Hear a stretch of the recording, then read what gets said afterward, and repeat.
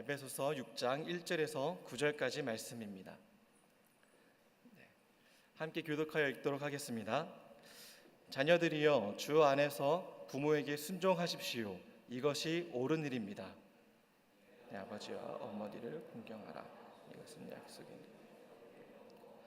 그러면 내가 잘되고 땅에서 장수하리라고 약속되어 있습니다. 아버지들이여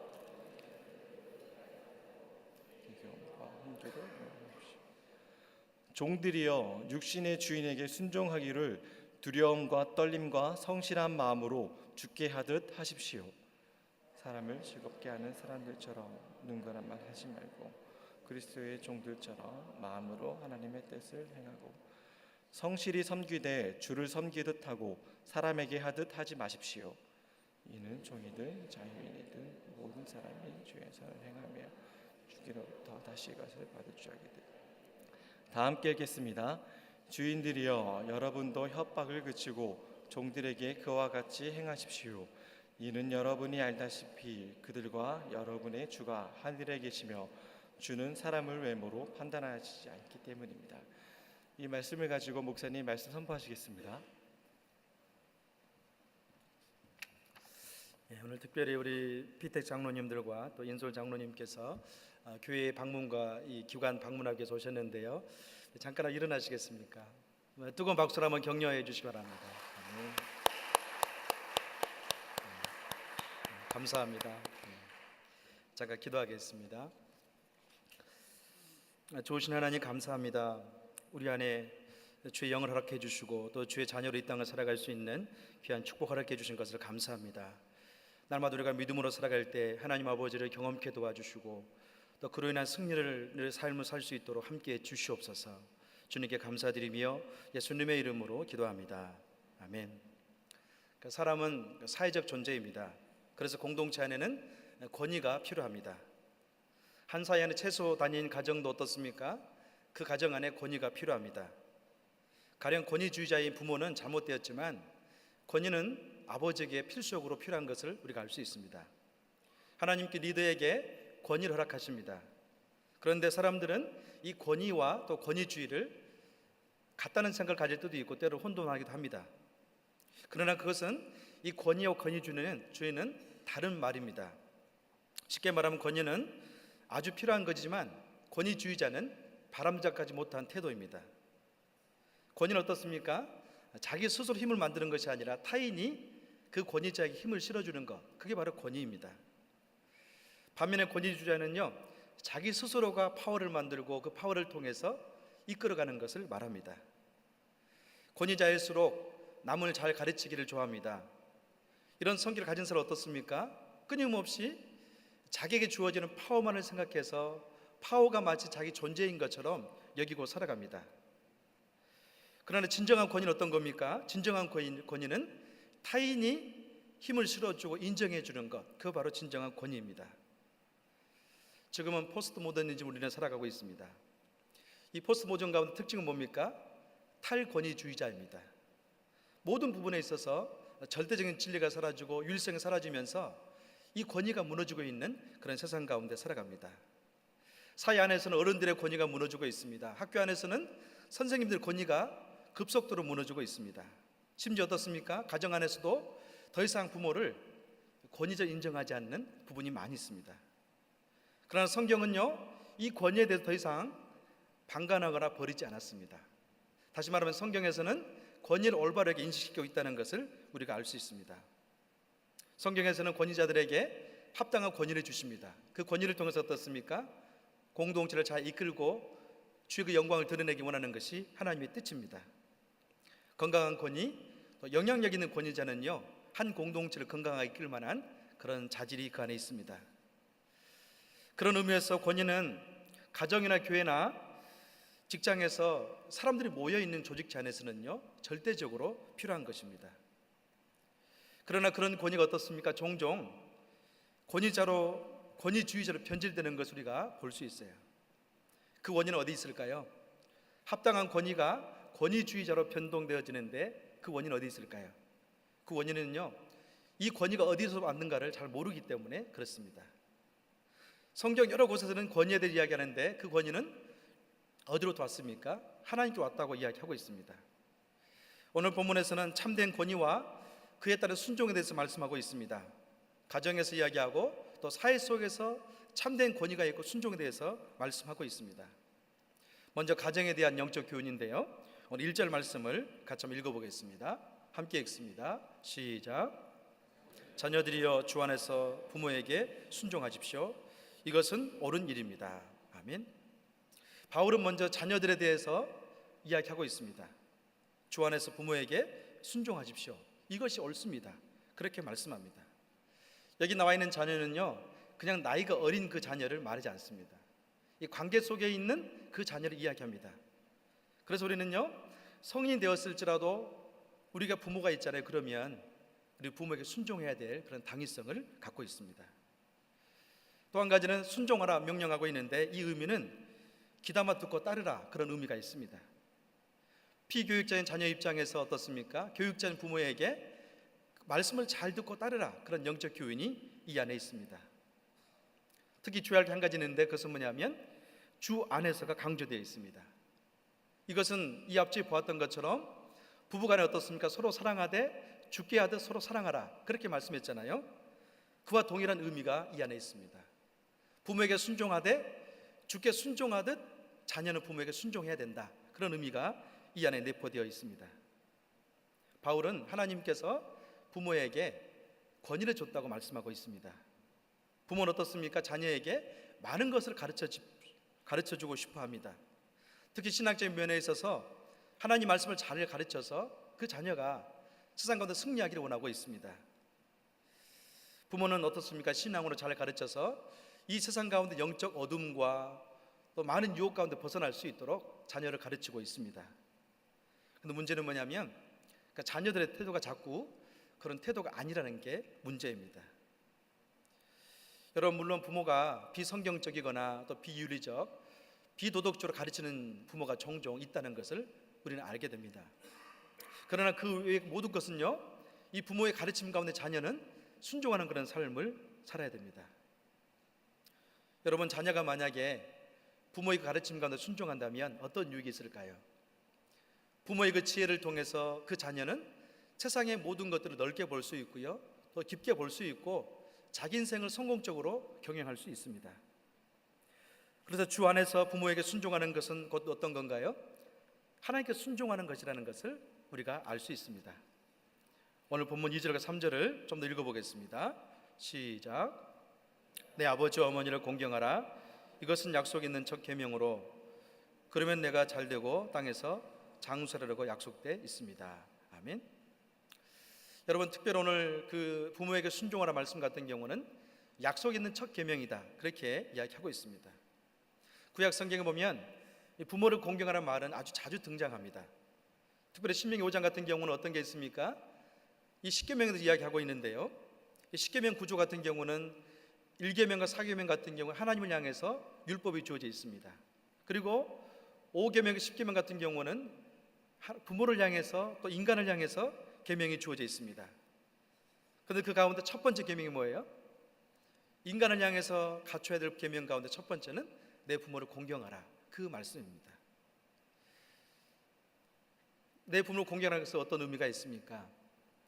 인간을 향해서 모든 관계 법칙 가운데 첫 번째 해야 할 것은 부모 공경이다 그렇게 이야기하고 있습니다. 여기서 말하고 있는 부모라는 것은 우리를 낳아준 부모를 이야기합니다. 또 한 가지는 사회적으로 어르신들을 표현하는 단어입니다. 내 아버지, 내 부모를 공경하는 말씀은 어떤 건가요? 사회 속에서 어르신에 대해서도 공경하라 그런 말씀이 그 안에 담겨져 있습니다. 그리고 또 한 가지는 이 명령을 지켰을 때 어때요? 그 자녀에게 분명히 보상이 있다 그렇게 말씀합니다. 여러분, 종종 그럴 때가 있지 않습니까? 여러분 자녀들에게 아빠가 어떤 일을 시키잖아요. 누구누구야 이것을 하면 내가 너에게 용돈을 줄게. 그럼 어때요? 그 자녀들은요 굉장히 기쁜 마음으로 아버지 구두를 닦아준다든지 어떤 잔심을 하게 됩니다. 그러니까 부모는요 즐거운 마음으로 네가 일을 했으니까 내가 너에게 용돈을 주겠다 그렇게 돈을 주죠. 그럼 그 아이는 어때요? 그 돈을 가지고 또 저축했다가 또 요긴하게 쓰는 것을 우리가 보게 됩니다. 마치 그런 것처럼 하나님께서도 예수 믿는 성도들에게 언약의 첫 계명을 줬는데 그것은 뭐냐면 보상을 주겠다고 약속합니다. 내가 만약 부모를 공경한다면 너는 이 땅에 잘 될 것이고 장수하게 될 것이다. 그렇게 이야기하고 있습니다. 여러분, 실상은요, 순종보다도 어려운 것은 공경하는 마음을 갖는 겁니다. 순종은 때로는 마음이 없을지라도 행동을 옮기면 가능합니다. 그러나 공경은 그렇지 않습니다. 공경 어떤 건가요? 마음의 태도를 이야기합니다. 부모에 대해서, 어르신에 대해서 존경하고 사랑하고 아끼는 마음을 가지라, 그렇게 말씀합니다. 이 땅에서 잘 되고 장수하는 것은 누구나 원하는 겁니다. 그 해답 어디에 있습니까? 오늘 본문 가운데 있습니다. 내 부모를 공경하라. 그리하면 내가 이 땅에 잘 될 것이고 장수할 것이다. 그렇게 말씀합니다. 사랑하는 여러분, 여러분 가운데 혹시 부모를 섬기고 계시다면, 함께 거주하고 계시다면 그 부모를 공경하기를 바랍니다. 또 한 가지는요, 멀리 떨어져 있을지라도 일부러라도 그 부모에게 자주 전화하시길 바랍니다. 또 뭐가 필요할까요? 실질적으로 부모를 섬기는 데 도움을 줄 수 있는 여러분이 되셔야 됩니다. 여러분, 부모를 섬기기 위해서는요, 한 가지 필요한 게 있어요. 어떤 게 필요할까요? 마치 우리가 하나님께 11조를 드리기 위해서는 제일 먼저 월급이 들어오면 11조를 떼어서 주께 드려야만이 가능하듯이 우리가 부모를 섬길 때도 똑같습니다. 부모 섬기기 위해서는요, 부모에게 용돈 드리기 원한다면 먼저 띄어야 돼요. 이것저것 다 한 다음 남으면 용돈 드리겠다, 그런 마음 가지면 전혀 불가능합니다. 먼저 부모에게 용돈 드리기 위해서는요, 11조를 드린 다음에는 바로 그 다음에 띄어야 됩니다. 뛴 다음에 부모에게 드려야 돼요.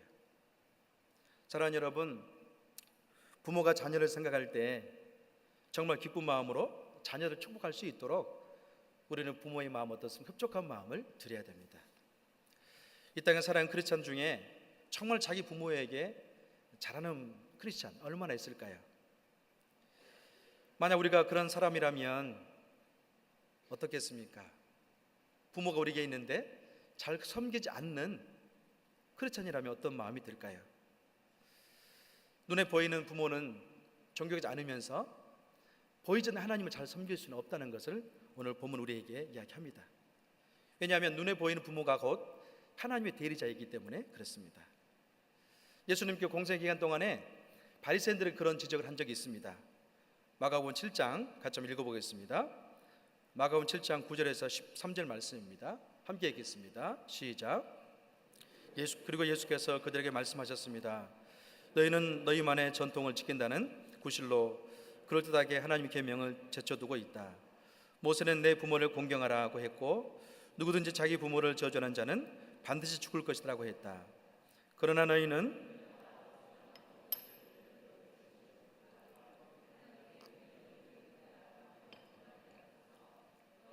전통을 핑계 삼아 하나님 말씀을 12절입니다. 시작. 너희 부모를 더 이상 봉하지 않으니 너희는 전통을 핑계 삼아 하나님 말씀을 유명무실하게 만드는 것이 아니냐. 또 너희가 많은 일들을 이런 식으로 행하고 있다. 아멘. 마가복음 7장 같은 경우는 바리새인들에게 예수님께서 지적했던 말씀인데요, 이 말씀 가운데 그런 말씀이 있습니다. 분명히 모세가 내 부모를 공경하라 그렇게 말씀했는데 이 유대인들은 전통을 만들었는데 어떤 전통을 만들었냐면 고르반 제도를 만들었습니다.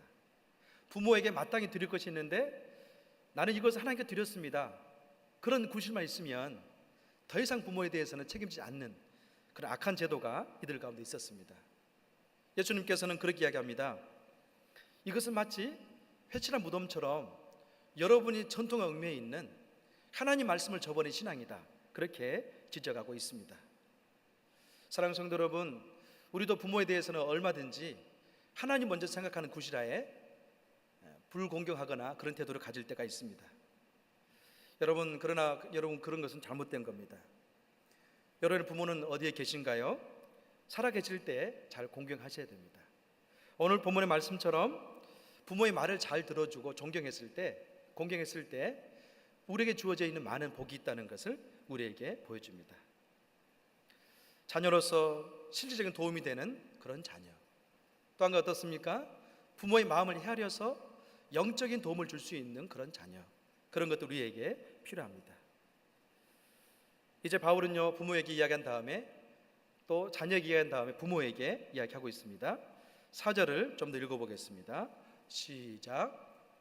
아버지들이여 여러분의 자녀를 노엽게 하지 말고 주의 교훈과 훈계로 양육하십시오. 아멘. 그러니까 부모들에게는 아주 짧게 한 절로 이야기하고 있습니다.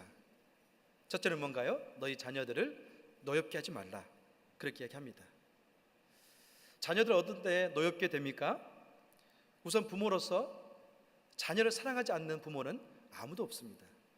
그런데요, 자녀가 부모들 때문에 노엽게 되는 경우가 종종 있고 때로는 많이 있습니다. 첫 번째는요, 이 자녀가 부모 때문에 노엽게 되는 것은 지식 없는 사랑 때문에 이 자녀들이 많은 노여움을 갖게 됩니다.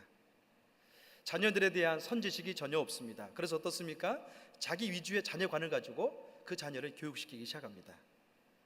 이 당시 사회풍조는 이 가부장적 제도가 굉장히 짙게 깔려 있었습니다. 심지어 부모는요, 그 자녀를 향해서 생사마저도 결정할 수 있는 그런 권한이 있었습니다. 막강한 권위를 가지고 자녀의 뜻을 헤아리지 아니하고 그 자녀를 자기 마음대로 할 수 있는 그런 권한이 있었습니다.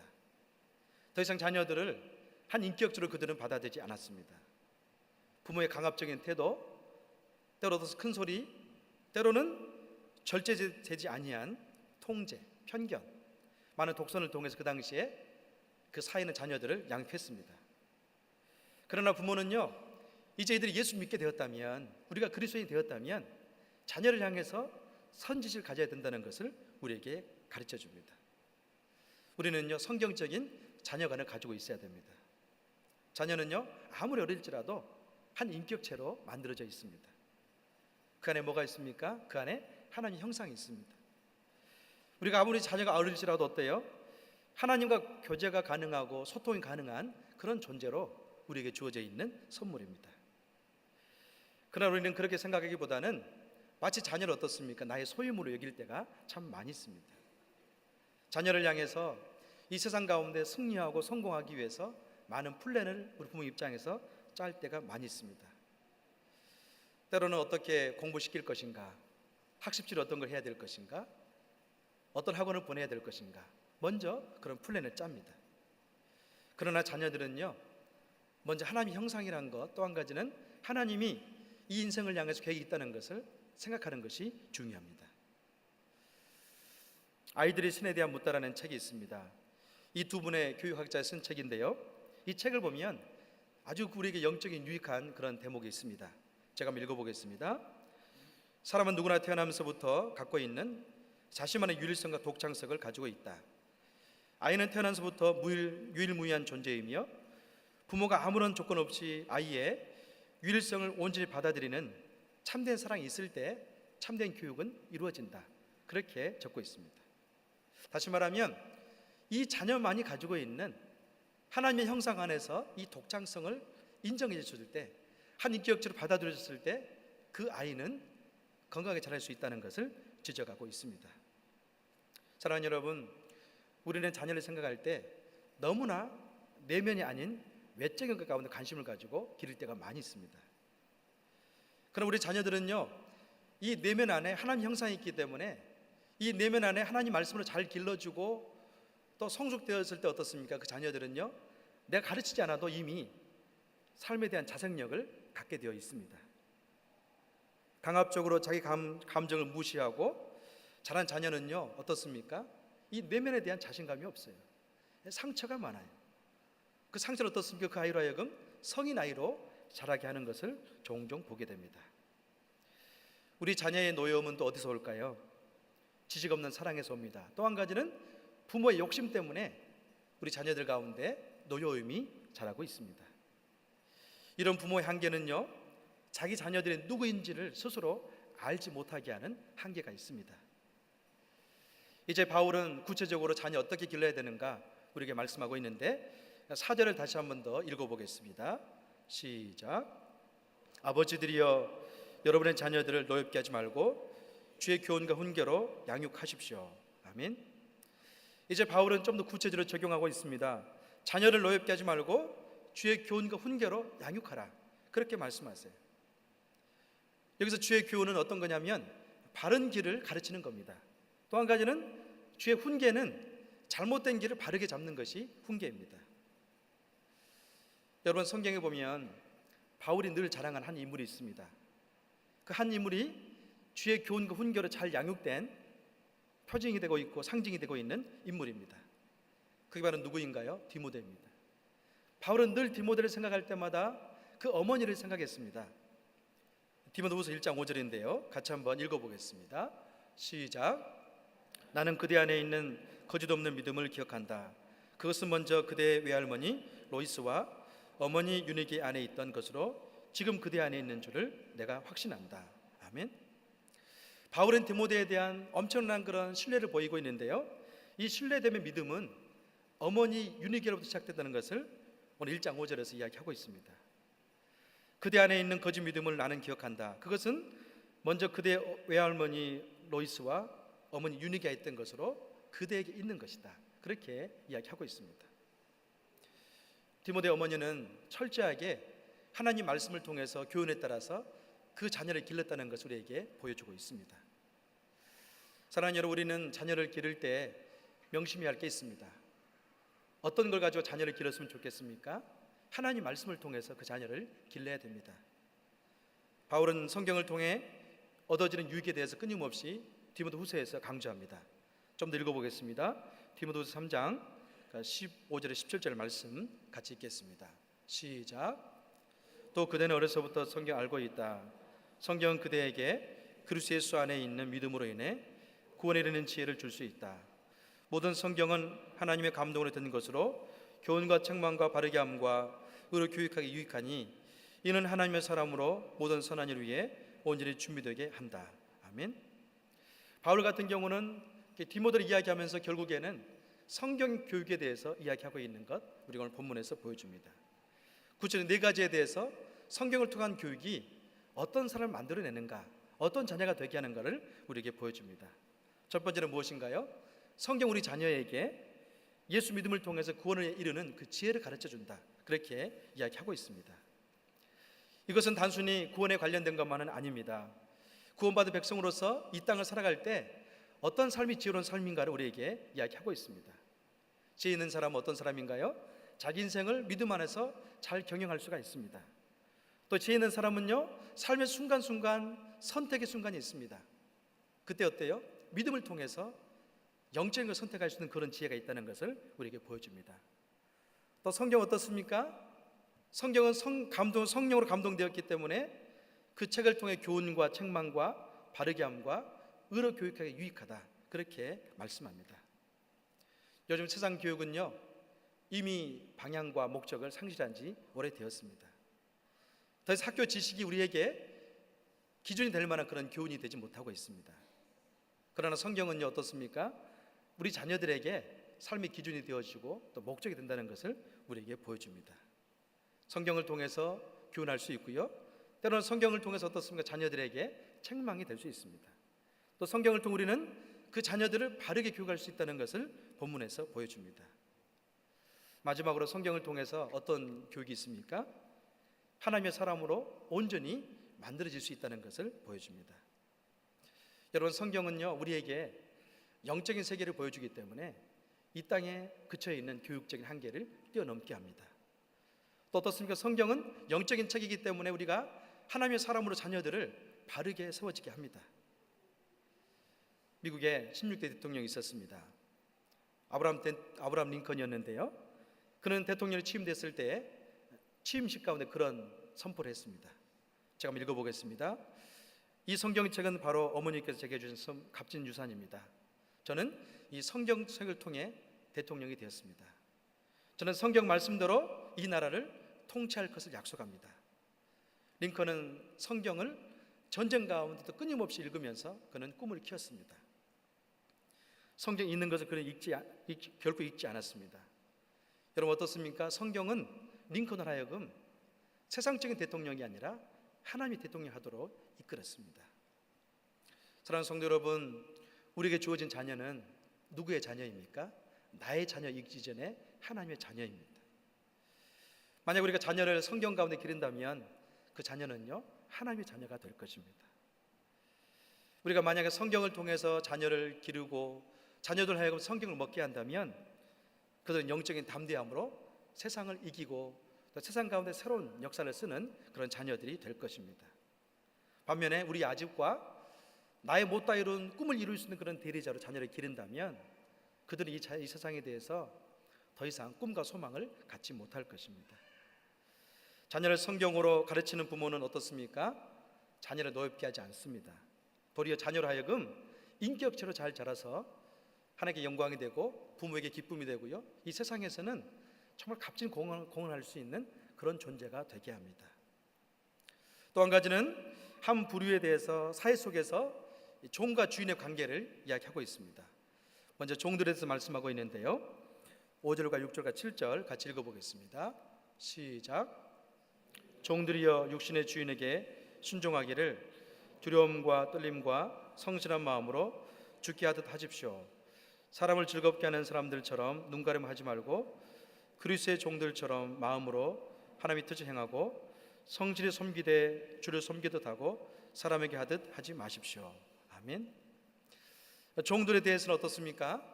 그러니까 순종하기를 원하고 있는데 육신의 주인에게 하듯 하지 말고 주께 하듯 하라, 그렇게 이야기하고 있습니다. 어찌 보면 이 말씀은요, 이 종들 입장에서는 굉장히 받기가 불편한 그런 말씀입니다. 이 당시 어떻습니까? 주인에게는 엄청난 권력과 모든 것들이 그에게 주어져 있었습니다. 주인이 좋은 사람이면 이런 마음 가질 수도 있겠죠. 육신의 주인에게 순종하기를 두려움과 떨림과 성실한 마음으로 주께 하라. 좋은 주인이면 이럴 수 있는데 가령 어떻습니까? 주인이 굉장히 난폭해요. 그에게 주어지는 엄청난 절대적 권력을 통해서 그 종을 핍박합니다. 여러분, 그렇다면 어떻게 우리가 이런 주인에게 순종할 수 있겠습니까? 그런데요, 딱 한 가지 방법이 있습니다. 그것은 뭐냐면 신앙의 힘입니다. 다시 말하면 내가 하고 있는 일은 하나님께 내게 맡겨준 일이다, 이 부르심에 대한 확신이 있었을 때 우리는 종에 대한 새로운 종으로서 순종하는 그런 태도를 가질 수 있습니다. 이 당시의 종들은요, 큰일을 하는 그런 종이 아니었습니다. 주인에게 맡겨진 그런 심부름이라든지 또 청소라든지 식사 준비라든지 주인의 그 아이들을 돌보는 그런 일을 했습니다. 비록 이들 천한 일을 했을지라도 어때요? 내가 지금 하고 있는 이 자체가 주인이 내게 맡긴 것이 아니라 하나님이 내게 준 것이다, 그런 마음을 가지고 있다면 믿는 종으로서 얼마든지 주인을 존경할 수 있다는 것을 오늘 본문을 통해서 이야기하고 있습니다. 어느 날 마틴 킹 루터 목사님께서 거리를 지나고 있었습니다. 흑인가를 지나고 있는데요, 한 흑인 젊은 친구가 청소를 하면서 굉장히 불평을 늘어놓고 있었습니다. 그래서 그 형제에게 목사님께 찾아가서 이야기했습니다. 형제여, 당신이 지금 쓸고 있는 이 지구는 하나님께 아름답게 창조한 한 부분이네라고 이야기했습니다. 그러면서 당신이 정말로 하나님께 창조한 부분을 청소하면서 기쁨을 가질 수 있지 않겠는가, 그렇게 이야기했습니다. 사랑하는 여러분, 마틴 루터 킹 목사님에게는요, 그 젊은이에게 하나님의 관점으로 그 직업에 대해 새로운 것들을 지적해 주었습니다. 종교개혁했던 마틴 루터 목사님은 직업관을 새롭게 했던 개혁가였습니다. 그는 그렇게 생각했습니다. 모든 직업은 인간이 만든 것이 아니라 하나님의 콜링이 있다, 그렇게 지적했습니다. 다시 말하면 우리가 평범하게 하고 있는 모든 일상의 일과 직업은 하나님의 콜링이 있기 때문에 당신이 여기에 존재한 겁니다, 그런 시선을 심어줬습니다. 마틴 루터의 가르침은요, 지금도 우리 믿는 성도들에게는 무엇이 됩니까? 직업관으로서 우리에게 영적 교훈을 던져주고 있습니다. 우리는 크리스찬으로 이제는 새로운 직업관을 가지고 있어야 됩니다. 현대사회는 거대한 조직사회가 되었습니다. 그렇기 때문에요, 이 당시 이야기하기는 종처럼 피고용자로서 일하고 있는 우리의 모습을 보게 됩니다. 우리는 대부분 피고용주로서 자신에게 맡겨진 이 분야에서 매일매일 일을 감당하고 있습니다. 이때 필요한 것은 무엇인가요? 성경적인 직업관이 필요하고 성경적인 직업 윤리가 필요함을 우리에게 보여줍니다. 사랑하는 여러분, 누가 보고 있기 때문에 일을 열심히 하고 또 누가 보고 있지 않기 때문에 일을 게으르게 자기 일만 하는 그런 사람, 그런 것은 크리스천으로서 합당치 않습니다. 우리 믿는 성도 어떤 의식이 있어야 됩니까? 주인이 있을지라도 없을지라도 이건 하나님 주신 일이다, 하나님이 여기 계신다, 그런 마음을 가지고 일을 해야 됩니다. 심지어 어떤 사람은 그것도 지적한 분도 있더라고요. 회사에서 근무하는데요, 어떤 집사님의 교회에서 이메일을 통해서 교회를 하고 있는 거예요. 그 일 자체도 어떻습니까? 굉장히 주님에게는 충성되는 것처럼 여겨지지만 실상은 잘못됐다는 거예요. 왜냐하면 우리는 그 직업에서 그 일에 종사하면서 돈을 받고 있기 때문에 직장에서는 그런 일을 해서는 안 되는 거예요. 직업 윤리 가운데 맞지 않는 모습을 보여주고 있는 겁니다. 사랑하는 여러분, 우리는 어떻습니까? 피고용주로 삶을 많이 살게 됩니다. 대부분 우리의 직업이 그렇습니다. 그때 어떻습니까? 이 직업은 바로 하나님이 저와 여러분에게 맡긴 겁니다. 때로는 목회자로 일할 수도 있고요, 선교사로 일할 수도 있습니다.